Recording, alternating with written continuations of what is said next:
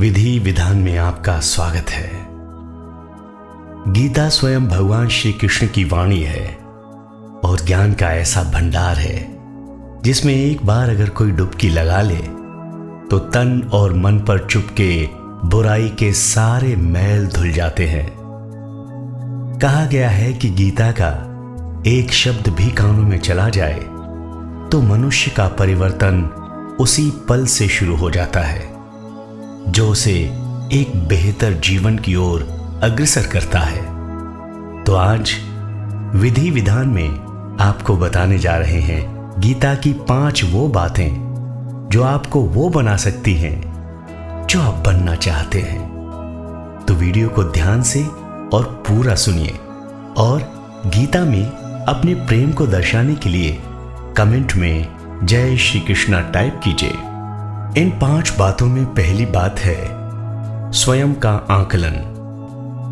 गीता में कहा गया है कि हर व्यक्ति को स्वयं का आकलन करना चाहिए।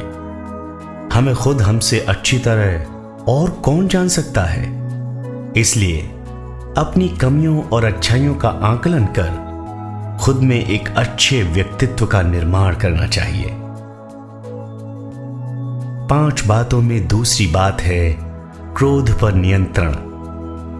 गीता के अनुसार क्रोध से भ्रम पैदा होता है, भ्रम से बुद्धि व्यग्र होती है, जब बुद्धि व्यग्र होती है तब तर्क नष्ट हो जाते हैं, और जब तर्क नष्ट होते हैं तो व्यक्ति का पतन शुरू हो जाता है।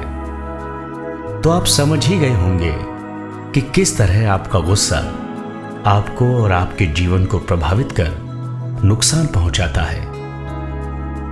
इसलिए अगली बार जब भी आपको गुस्सा आए, खुद को शांत रखने का प्रयास करें और मन में कहें जय श्री कृष्ण। इन 5 बातों में तीसरी बात है मन की माया। गीता में अपने मन पर नियंत्रण को बहुत ही अहम माना गया है। अक्सर हमारे दुखों का कारण मन ही होता है।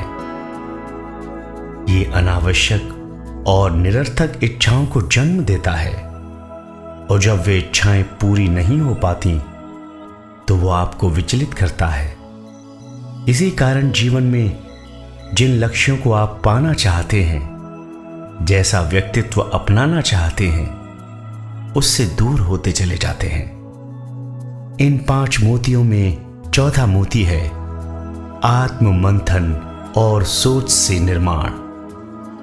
गीता कहती है कि हर व्यक्ति को आत्म मंथन करना चाहिए। आत्मज्ञान ही अहंकार को नष्ट कर सकता है। अहंकार अज्ञानता को बढ़ा देता है। उत्कर्ष की ओर जाने के लिए आत्म मंथन के साथ ही एक सही और सकारात्मक सोच का निर्माण करना भी जरूरी है। जैसा आप सोचेंगे वैसा ही आप आचरण भी करेंगे। इसलिए खुद को आत्मविश्वास से भरा हुआ और सकारात्मक बनाने के लिए अपनी सोच को सही करें। 5वां मोती है फल की इच्छा। जीवन में कहा गया है कि मनुष्य जैसा कर्म करता है उसे उसके अनुरूप ही फल की प्राप्ति होती है। गीता में कहा गया है कि मनुष्य जैसा कर्म करता है उसे उसके अनुरूप ही फल की प्राप्ति होती है। इस बात को अगर वर्तमान संदर्भ में लें तो छात्र पढ़ने से ज्यादा तो इस बात को सोच सोच कर घबराते रहते हैं कि रिजल्ट कैसा आएगा। इसलिए जरूरी है कि वे अपने रिजल्ट की चिंता छोड़कर पढ़ने पर ध्यान दें। जैसा कर्म वे करेंगे परिणाम उसी के अनुरूप होगा। लेकिन अगर वे फल की इच्छा में कर्म ही नहीं कर पाएंगे तो फल भी उनकी इच्छा के अनुरूप नहीं होगा। आपको ये वीडियो कैसा लगा जरूर बताएं, और अगर आप इस तरह के वीडियोस विधि विधान पर देखना चाहते हैं तो कमेंट सेक्शन में हाँ लिखें। नमस्कार। जय श्री कृष्ण।